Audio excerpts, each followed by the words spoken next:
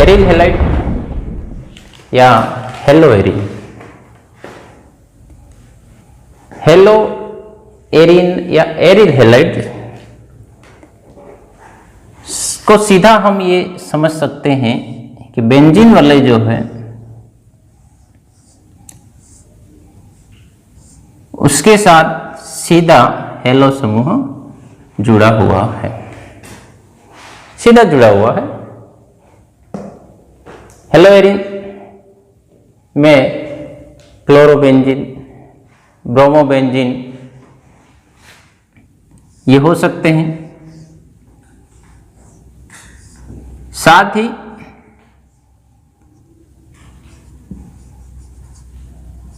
ये हेलो ऐसे भी हो सकता है, टू हेलो टोलुइन। तो हेलो एरिन या एरिल हैलाइड का तात्पर्य यही है कि बेंजीन वलय के साथ में, एरोमेटिक वलय के साथ में हेलोजन समूह सीधा के सीधा जुड़ा हुआ है। तो बच्चों हम सबसे पहले हेलो एरिन जो है उनके विरचन के बारे में पढ़ेंगे। प्रिपरेशन, निर्माण हम कैसे करें। देखिए इनके बारे में हम पहले भी पढ़ चुके हैं कि हम डाईएजोटीकरण के द्वारा सबसे पहले डाईएजोनियम लवण जो है उससे हम प्राप्त करते हैं डाई एजोनियम क्लोराइड या डाईएजोनियम हैलाइड जो है उससे हम उसको प्राप्त कर सकते हैं।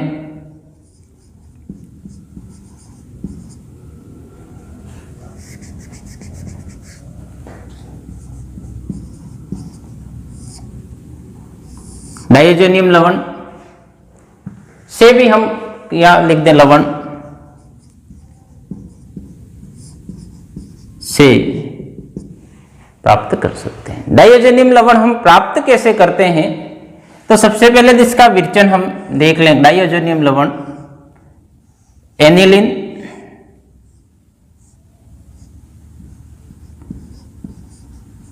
की अभिक्रिया HNO2 नाइट्रस अम्ल प्लस हाइड्रोक्लोरिक अम्ल जो है उसकी अभिक्रिया निम्न ताप, लो टेम्परेचर 273 केल्विन या हम लिखें 0 डिग्री सेंटीग्रेड पर ये रिएक्शन होती है।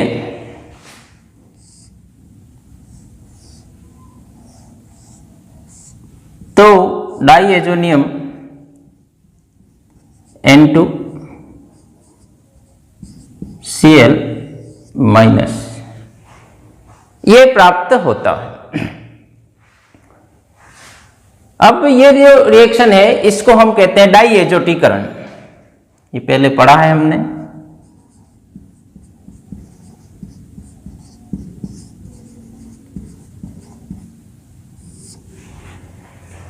अगर HCl की जगह हम HX ले रहे हैं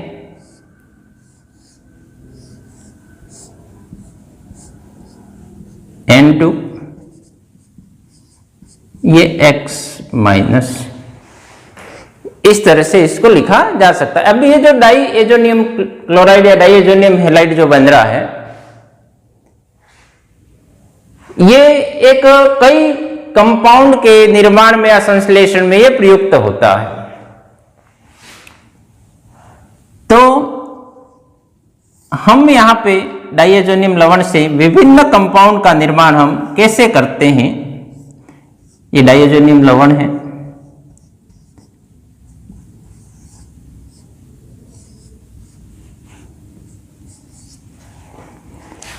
अब यहां पर इसकी अभिक्रिया किस किस के साथ हम कराएं।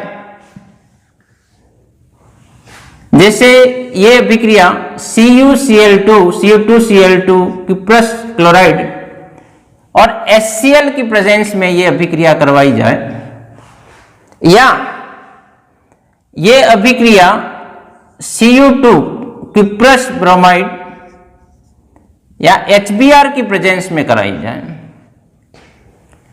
तो इस अभिक्रिया से डाइज़ोनियम लवण से हमें मिलेगा क्लोरोबेंजीन।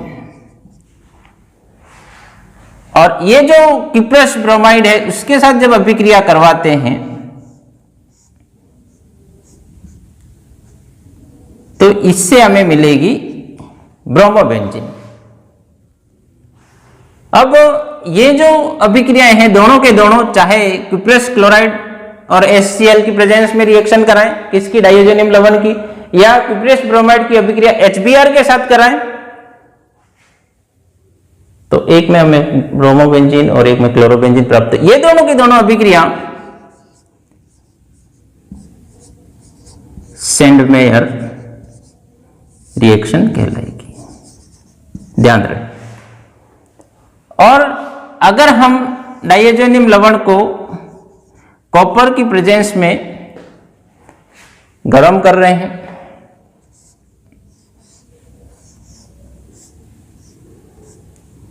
तो हमें मिलेगी क्लोरोबेंजीन, लेकिन कॉपर की प्रेजेंस में हम इसको गर्म करते हैं, कॉपर चूर्ण की प्रेजेंस में, तो यह अभिक्रिया, ये रिएक्शन कहलाएगी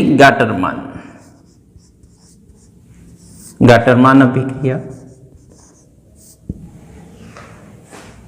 और अगर आयोडोबेंजीन व्युत्पन्न हमें प्राप्त करना है पोटेशियम आयोडाइड की प्रेजेंस में, इसको गर्म करना है डाइज़ोनियम लवण को,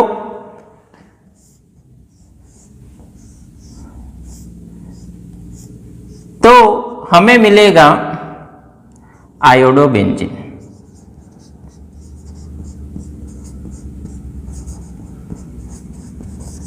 इस प्रकार से हम डाइज़ोनियम लवण जो है उसको डाइआइसोटीकरण की मैकेनिज्म के द्वारा प्राप्त करते हैं। और इसकी अभिक्रिया जैसे इसके साथ करवाएं या इसके साथ करवाएं, ये दोनों हुई सेंडमायर अभिक्रिया कहलाएगी।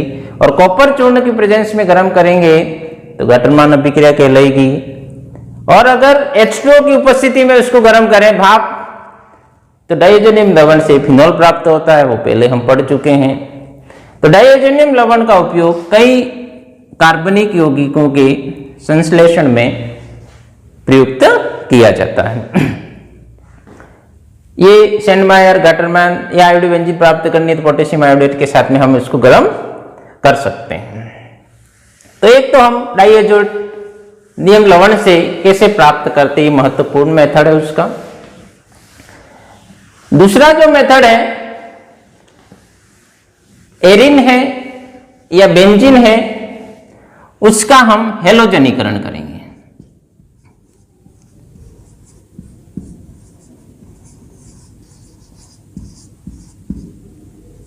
वैसे ये बहुत ही सिंपल अभिक्रिया है।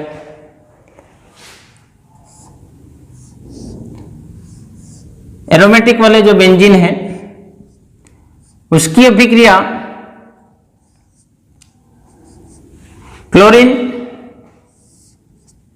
FeCl3 और अंधेरे में ये रिएक्शन करवाई जाए।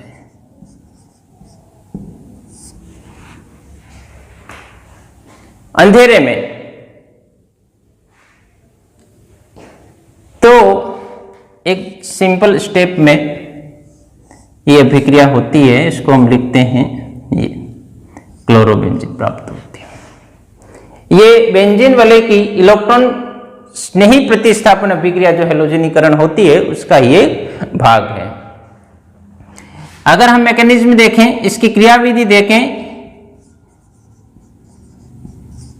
क्योंकि इलेक्ट्रॉन स्नेही प्रतिस्थापन अभिक्रिया जो है हेलोजनीकरण, फ्रीडेल-क्राफ्ट एल्किलीकरण, फ्रीडेल-क्राफ्ट एसिलीकरण, सल्फोनीकरण, नाइट्रीकरण, ये मैकेनिज्म इलेक्ट्रॉन स्नेही प्रतिस्थापन अभिक्रिया होती है। मैकेनिज्म में देखें कि सबसे पहले जो हेलोजन है Cl बॉन्ड Cl दोनों के बीच में सहसंयोजक बंध है, प्लस FeCl3, ये बॉन्ड ब्रेकिंग होगा, विषमांश विदलन कहलाएगा। ये इलेक्ट्रॉन सहसंयोजी बंध के इलेक्ट्रॉन किसी एक की तरफ चले जाएंगे, Fe जो है उसके साथ में 4- प्लस Cl प्लस, यानी कि इससे बना इलेक्ट्रोफाइल्स और ये न्यूक्लियोफाइल्स, ये इलेक्ट्रॉन्स नहीं जो बन रहा है Cl प्लस, वो प्रथम पद में इलेक्ट्रॉन्स नहीं जो प्रतिस्थापन होती है प्रथम पद,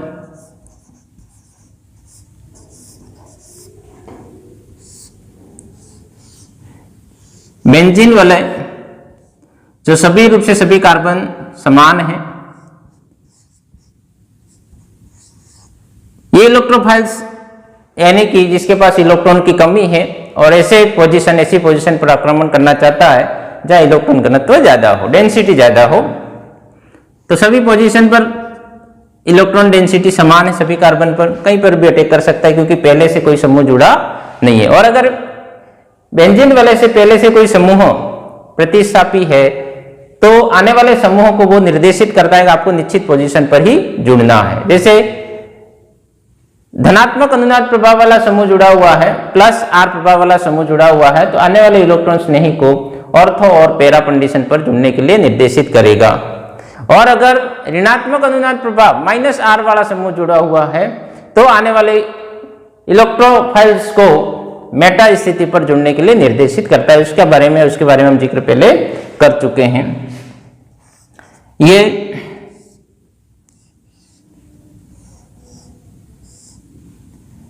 अटैक करता है, यहां हाइड्रोजन जुड़ा हुआ है। अब इसके पास कोई भी इलेक्ट्रॉन ये बॉन्ड बनाने के लिए यहां पर ये इस तरह से Cl जुड़ जाएगा और इस बॉन्ड का उपयोग हो जाता है, इसलिए इलेक्ट्रॉन की यहां कमी हो जाएगी और ये आएगा पॉजिटिव चार्ज। ये इसके बाद में इनकी अनुनादी संरचनाएं बनेगी, रेजोनेंस स्ट्रक्चर बनेंगे, ये HCl। अब ये बॉन्ड यहां पार्टिसिपेट डीलोकेलाइजेशन होगा, ये हो गया। अब ये यहां खिसक गया तो पॉजिटिव यहां आ गया इस तरह से। अब नेक्स्ट कंडीशन में ये यहां आ जाएगा, H बॉन्ड डॉट डॉट बताना है क्योंकि जब तक H निकलेगा नहीं प्लस के रूप में तब तक ये सीधा डायरेक्टली जुड़ेगा नहीं। ये हो गया पॉजिटिव चार्ज यहां आ गया। अब इस प्रकार से हम देखें ये जो अनुनादी संरचना रेजोनेंस स्ट्रक्चर बनी है सबका अपन एक अनुनादी संकर इसकी बना दें, HCl और पॉजिटिव चार्ज को इस तरह से हम लिख सकते हैं। ये फर्स्ट पद में जो इलेक्ट्रोफाइल्स बना था बेंजीन वलय पर अटैक करता है और जहां अटैक करेगा जहां पर इलेक्ट्रॉन डेंसिटी इलेक्ट्रॉन घनत्व ज्यादा होता है। अब ये जो रेजोनेंस स्ट्रक्चर बनी है इसके बाद में द्वितीय पद में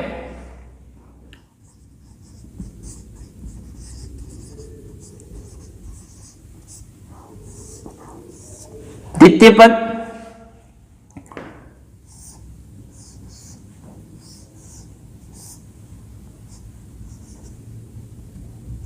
Cl, ये पॉजिटिव चार्ज। अब देख ये धनावेश से उसको दूर करने के लिए ये पाई बंद यहां नहीं आ सकता है, यहां होता तो ये आ जाता। अब इस धनावेश को दूर करने के लिए कोई उपलब्ध नहीं है, इसलिए H अपने इलेक्ट्रॉन H और C के बीच के जो बॉन्ड है वो इलेक्ट्रॉन देकर ये निकल जाएगा, H प्लस का ये निष्कासन हो जाएगा और इसके बाद में Cl है वो पूर्णता जुड़ जाएगा। बॉन्ड ने अपनी स्थिति बदल दी।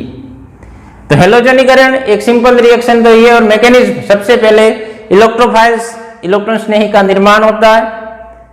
जो इलेक्ट्रॉन स्नेही बना है वो प्रथम पद में बेंजीन वलय पर अटैक करता है और दूसरे पद में H प्लस का निष्कासन होता है जो ये जो Cl बना था उसके साथ में अभिक्रिया करके HCl बना देगा और FeCl3 जो कैटेलाइस्ट था वो अपने मूल रूप में वापस मुक्त हो जाएगा।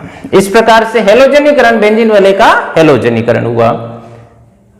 हम चाहें तो ये मैकेनिज्म इतनी ही लिखें, लेकिन क्रियाविधि अगर ये आती है तो हम इसको समझा सकते हैं। अब आगे, अगर ये रिएक्शन जो हेलोजनीकरण हो रही है वो अंधेरे में हो रही है, डार्कनेस में हो रही है, तो यही अभिक्रिया एक टोलुइन है। टोलुइन का मतलब बेंजीन वलय पर CH3 जुड़ा हुआ है। टोलुइन या उसको हम बोलते हैं मेथिल बेंजीन। हेलोजनीकरण हो Cl2, लेकिन ये रिएक्शन प्रकाश लाइट में हो जाए, लाइट की प्रेजेंस में हो, तो रिएक्शन का पैटर्न बदल जाता है। अब ये जो हाइड्रोकार्बन वाला जो भाग है, CH3 एल्किल समूह जुड़ा हुआ है, उस पार्श्व श्रृंखला का जो है उसका हेलोजनीकरण होता है। हेलोजनीकरण तो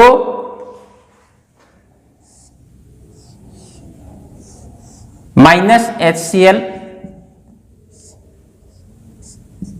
और ये हो जाएगा CH2Cl। ये रिएक्शन तब तक जारी रहेगी जब तक सभी हाइड्रोजन सभी हेलोजन से प्रतिस्थापित न हो जाए। और आगे वही लाइट की प्रेजेंस में HCl निकलेगा और ये CHCl2 और लास्ट में एक और हाइड्रोजन बचा है, वो और आगे रिएक्शन दे के CCl3 ये बना लेगा। यानी कि सभी हाइड्रोजन हेलोजन के द्वारा प्रतिस्थापित हो गए। ये पार्श्व श्रृंखला का हेलोजनीकरण है। यदि ये रिएक्शन भी इंपॉर्टेंट है, हम हेलोजनीकरण ही है, लाइट की प्रेजेंस में अभिक्रिया हो, हेलोजन अधिक मात्रा में ले। नंबर 1, ये नॉर्मल हेलोजनीकरण है प्रकाश की प्रेजेंस में, लेकिन हेलोजन हम अधिक मात्रा में नहीं ले रहे। प्रकाश की प्रेजेंस में हो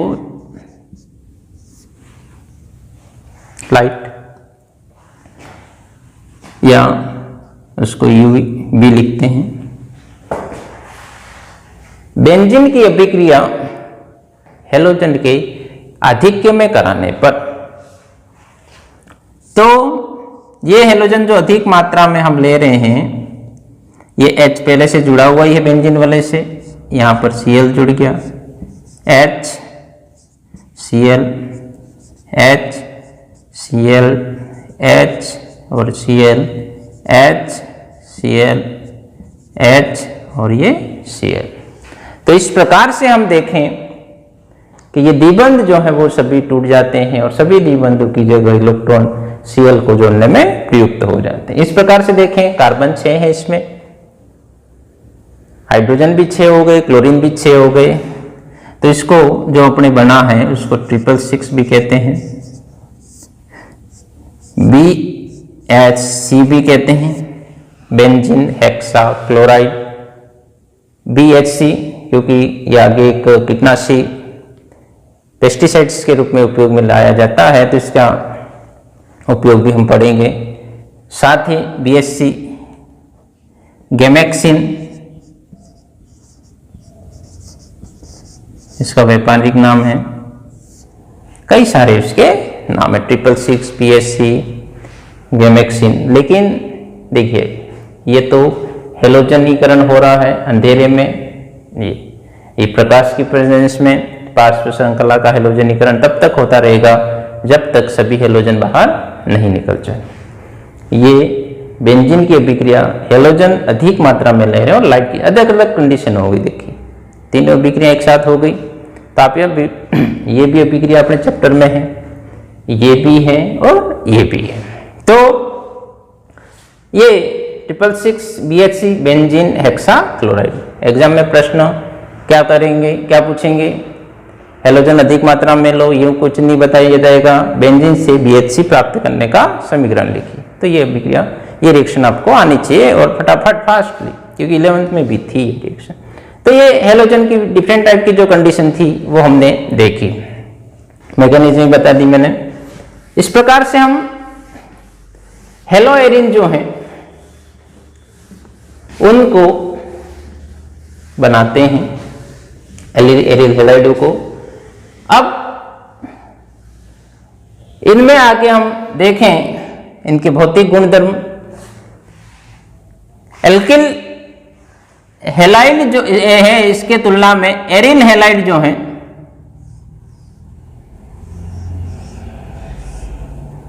में हेलोजन जो जुड़ा हुआ है, देखिए ये धनात्मक अनुनाद प्रभाव दर्शाता है। तो ये जो हेलोजन और कार्बन के बीच में आंशिक रूप से द्विबंध उत्पन्न होता है।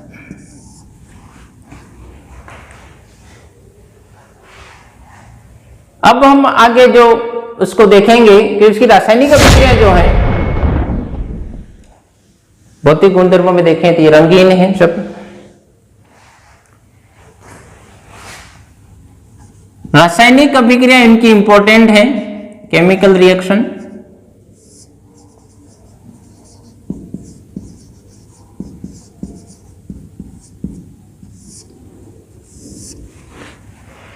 रासायनिक अभिक्रिया पढ़ने से पहले मैं आपको ये बता दूं, ये एरोमेटिक वलय बेंजीन वलय है,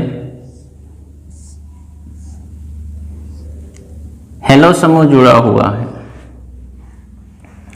क्यों? एरिल हैलाइड है या अपन हेलो एरिन कह रहे हैं।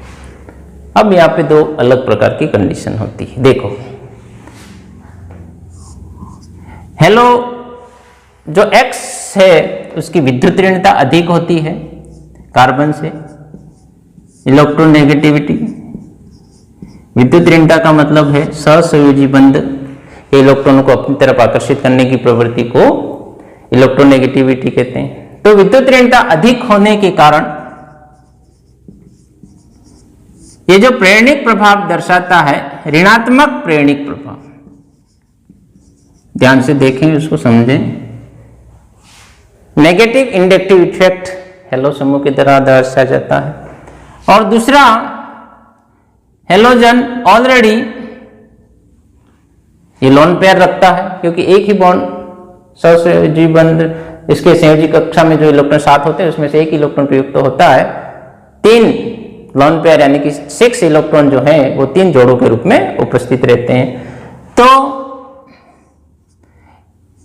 ये अनुनाद प्रभाव जो होता है वो धनात्मक दर्शाता है। ये अलग ही प्रकार की कंडीशन इसमें बैठ जाती है। धनात्मक अनुनाद प्रभाव और विद्युत ऋणता अधिक होने के कारण देखिए दोनों अलग अलग। जबकि कई कंपाउंड ऐसे होते हैं जैसे बेंजोइक एसिड, तो इसमें कोई समस्या नहीं, ये इलेक्ट्रॉन को बाहर खींचते हैं -I एंड -R, यानी कि दोनों समान है, लेकिन -I -R प्लस I होता है, लेकिन यहां दोनों में कॉम्बिनेशन अलग अलग बैठा है। ऋणात्मक प्रभाव अनुनाद प्रभाव है और अनुनाद प्रभाव धनात्मक है। तो यहां पर कुछ कंफ्यूजन भी उत्पन्न होंगे, उसको आप बिल्कुल सरल तरीके से समझ लें कि अनुनाद प्रभाव जो होता है, अनुनाद प्रभाव, उससे अभिविन्यास निर्धारित होता है, ओरिएंटेशन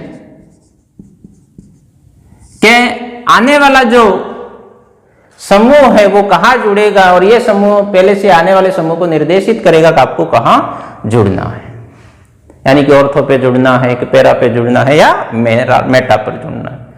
और प्रेरणिक प्रभाव जो है वो ये निर्धारित करता है रिएक्टिविटी, क्रियाशीलता कैसी, अभिक्रिया, कोई भी अभिक्रिया हो रही है उसके प्रति क्रियाशीलता कैसी है। तो इसके द्वारा क्रियाशीलता का निर्धारण होता है। अब दोनों चीजें अलग अलग होगी। नंबर 1, सबसे पहले देखें कि अनुनाद प्रभाव यानी कि धनात्मक अनुनाद प्रभाव है। हेलो समूह अपने एकांकी युग्म लोन पेयर को बेंजीन वलय के अंदर देगा तो इलेक्ट्रॉन घनत्व जो है, नेगेटिव चार्ज जो आएगा वो कौन सी कंडीशन पर आएगा वो देखा जाएगा। क्योंकि धनात्मक अनुनाद प्रभाव होने के कारण अगर हेलो समूह एल्किल समूह यानी कि मेथिल NH2 OH ये समूह ऐसे हैं जो धनात्मक अनुनाद प्रभाव दर्शाते हैं और जब बेंजीन वलय पर ये जुड़े हुए रहते हैं तो आने वाले इलेक्ट्रॉन स्नेही को, इलेक्ट्रोफाइल्स को ऑर्थो और पैरा कंडीशन पर जुड़ने के लिए प्रेरित करते हैं। तो नंबर 1, धनात्मक अनुनाद प्रभाव के कारण ये आने वाले इलेक्ट्रोफाइल्स को ऑर्थो और पैरा स्थिति पर जुड़ने के लिए निर्देशित करेंगे।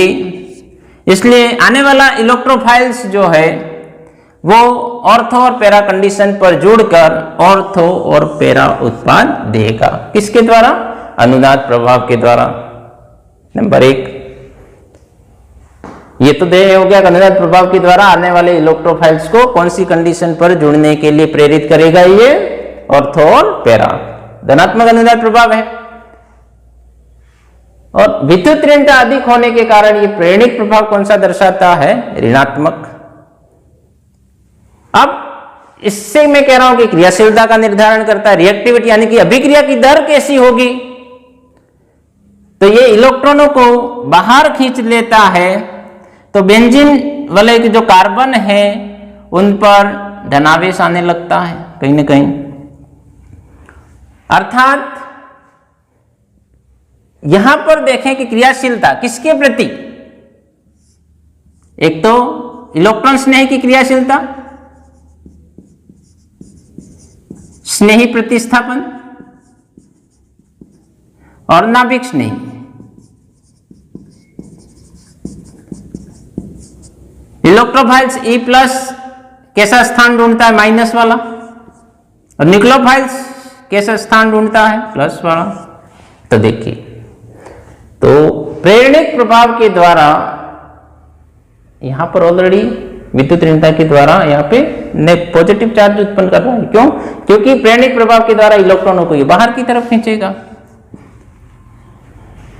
तो इसके कारण इलेक्ट्रॉन स्नेही प्रतिस्थापन की दर जो है वो हेलो बेंजीन या हेलो एरीन या एरीन हैलाइड में इलेक्ट्रॉन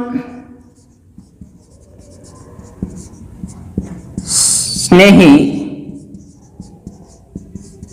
प्रतिस्थापन की दर धीमी होगी, लेकिन कौन सी कंडीशन पर होगी? वो ऑर्थो और पैरा पर।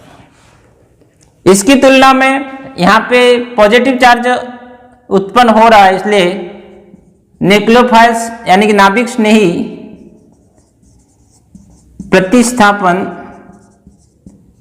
की दर में वृद्धि होगी।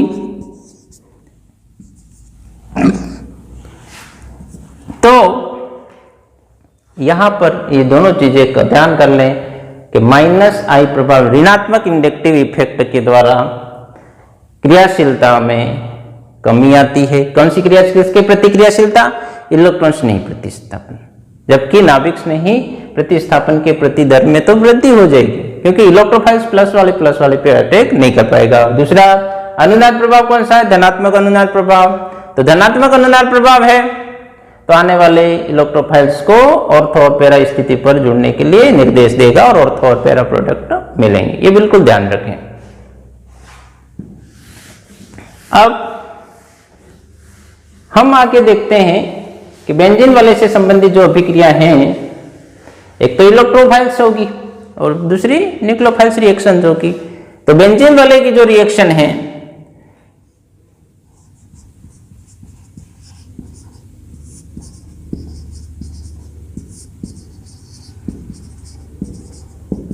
की अभिक्रियाएं जो हैं, सबसे पहले फर्स्ट प्रकार की जो है इलेक्ट्रॉन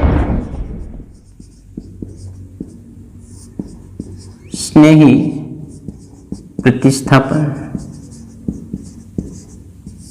इलेक्ट्रोफाइल सब्स्टिट्यूशन रिएक्शन। कौन कौन सी रिएक्शन है? नाइट्रीकरण,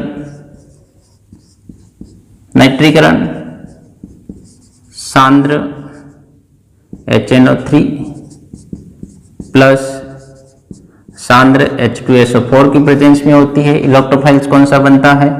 NO2 प्लस नाइट्रोजन बनता है। हेलोजनीकरण पहले पढ़ चुके हैं अभी। हेलोजनीकरण X2 प्लस FeCl3, अंधेरे में होती है रिएक्शन। Cl प्लस ये इलेक्ट्रोफाइल्स बनता है, यानी कि ये अटैक करता है, ये वहां जाकर जुड़ता है किस पर? बेंजीन पर। Friedel craft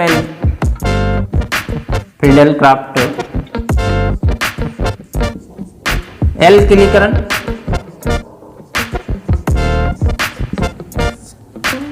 CH3Cl plus AlCl3, निर्जल AlCl3,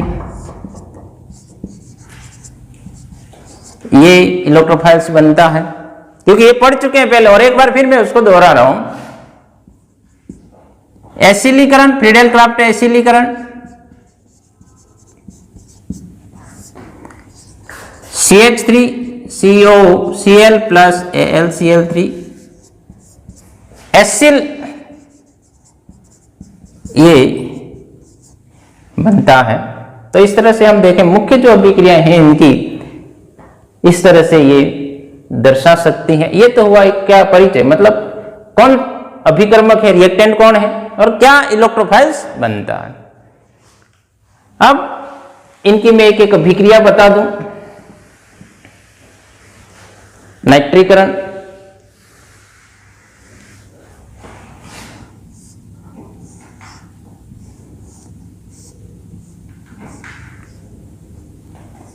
Cl है, concerted HNO3, concerted H2SO4, ortho और पैरा प्रोडक्ट मिलेंगे। Cl ortho nitro chlorobenzene plus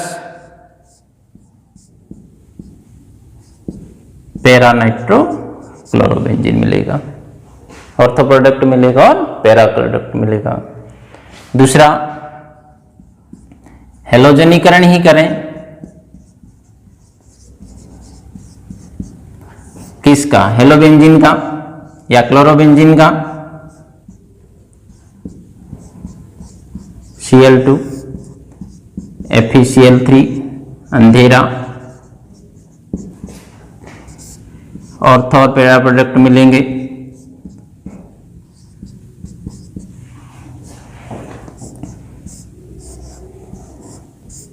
ortho dichlorobenzene, para dichlorobenzene मिलेगा।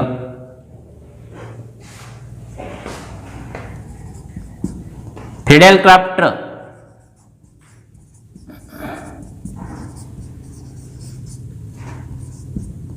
एल्किलीकरण, किसका? हेलोबेंजीन का।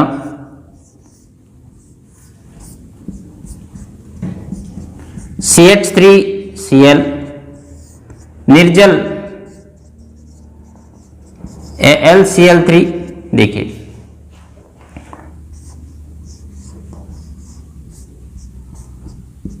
Cl एंड CH3 प्लस दूसरा प्रोडक्ट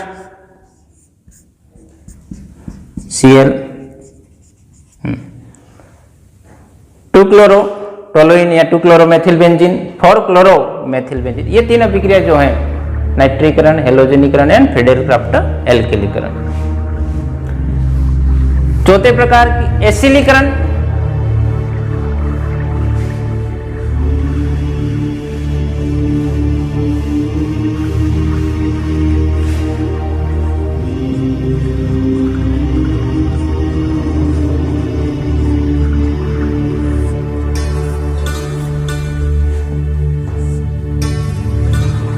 एसिलीकरण में Cl, CH3CO Cl, निर्जल AlCl3। अब देखो इसमें जो इलेक्ट्रॉन नहीं बनता है CH3CO+, ये यहां पर अटैक करता है, तो कार्बन के साथ में बॉन्ड ये बनाता है। ध्यान रहे ऑक्सीजन को नहीं बनाना है। ये तो क्लोरोबेंजीन हो गया, COCH3। अब देखो एक कंडीशन Cl को हटा दो, ये कीटोन है जिसको अपन बोलते हैं एसिटोफिनोन है। ये एसिटोफिनोन, अब इसके अपेक्ष ये Cl है, तो हम उसको कहेंगे 2-क्लोरो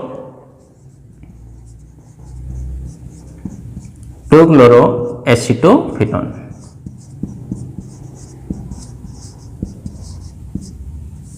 ये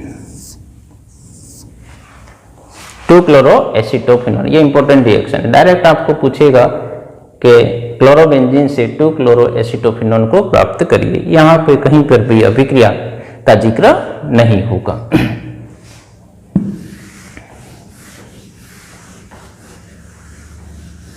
इसके बाद में एसिलीकरण की जो रिएक्शन हो गई, इसके बाद में हम आगे देखते हैं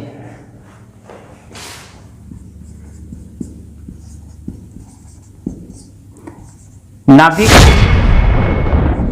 स्नेही प्रतिस्थापन। देखिए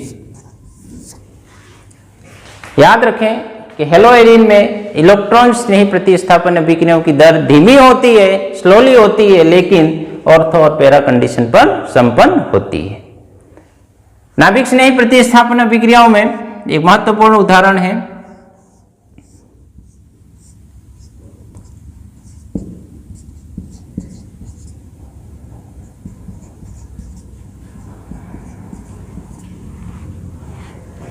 (2,4,6) ट्राइनाइट्रो क्लोरोबेंजीन, 2,4,6 ट्राइनाइट्रो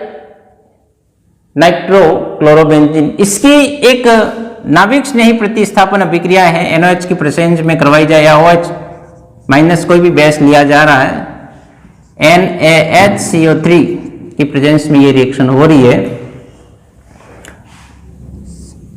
तो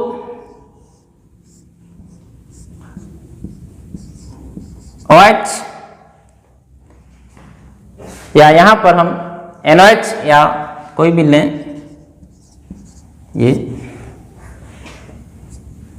NO2, ये तो है, सिर्फ Cl को OH के द्वारा रिप्लेसमेंट किया और ये होगा NaCl। तो ये नाभिक स्नेही प्रतिस्थापन अभिक्रिया का उदाहरण है जिसको आप कहेंगे 2,4,6 ट्राइनाइट्रोफिनोल। 2,4,6 ट्राइनाइट्रोफिनोल बना, जिसको सामान्य शब्दों में पिक्रिक अम्ल, पिक्रिक एसिड भी कहा जाता है। तो डायरेक्ट अपन को ये फिनोल से, ये इससे आप पिक्रिक अम्ल कैसे प्राप्त करेंगे उसकी अभिक्रिया भी हमें दी जा सकती है। पिक्रिक अम्ल फिनोल है, उसका नाइट्रीकरण अपन HNO3 के आधिक्य में कराते हैं तो भी हमें पिक्रिक अम्ल प्राप्त होता है। पहले फिनोल वाले कंपाउंड में हम ये पढ़ चुके हैं। ये तो हुआ उसका एक न्यूक्लियोफिलिक सब्स्टिट्यूशन रिएक्शन का उदाहरण। ये दूसरी प्रकार की जो अभिक्रिया है वो मैंने आपको बताई। तीसरे प्रकार की जो अभिक्रिया है, धातु के साथ अभिक्रिया, रिएक्शन विथ मेटल। अब देखो धातु के साथ अभिक्रिया में अपने वुड्स अभिक्रिया पढ़ चुके हैं। Alkyl halide plus alkyl halide, sodium धातु के साथ अभिक्रिया शुष्क ईथर की प्रेजेंस में करें तो वुड्स अभिक्रिया कहलाएगी, लेकिन वो एल्किल हैलाइड से संबंधित अभिक्रिया। यहां हमारी दो अभिक्रिया काम में आएगी, एक वुड्स फिटिंग जो मैं वापस नहीं बताऊंगा, और दूसरा फिटिंग अभिक्रिया। वुड्स फिटिंग यानी कि एल्किल हैलाइड है एक तो, 2Na है प्लस एरिल हैलाइड है। क्यों? क्योंकि एरिल हैलाइड से संबंधित है, इसलिए वुड स्प्लिटिंग अभिक्रिया एरिल हैलाइड से संबंधित होगी। और फिटिंग दोनों तरफ बेंजीन वाले से हेलो बेंजीन जुड़ा हुआ होगा, 2Na प्लस इस तरह से ये वुड्स एक एल्किल हैलाइड और एरिल हैलाइड, और fitting aryl halide plus aryl halide शुष्क ईथर की प्रेजेंस में, और इसमें हमें मिलेगा टोलुइन और इसमें हमें मिलेगा फिटिंग में डाइफेनिल।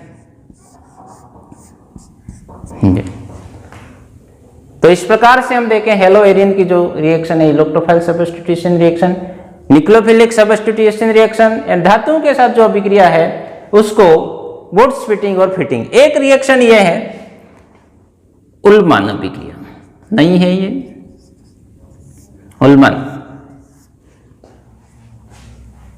आयोडोबेंजीन है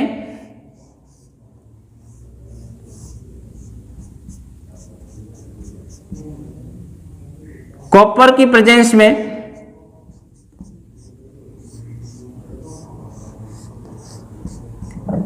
अभिक्रिया करवाई जाए और इसको गर्म किया जाए, ये किसके साथ में? कॉपर के साथ। कौन सी अभिक्रिया कहलाएगी? ये उल्मान।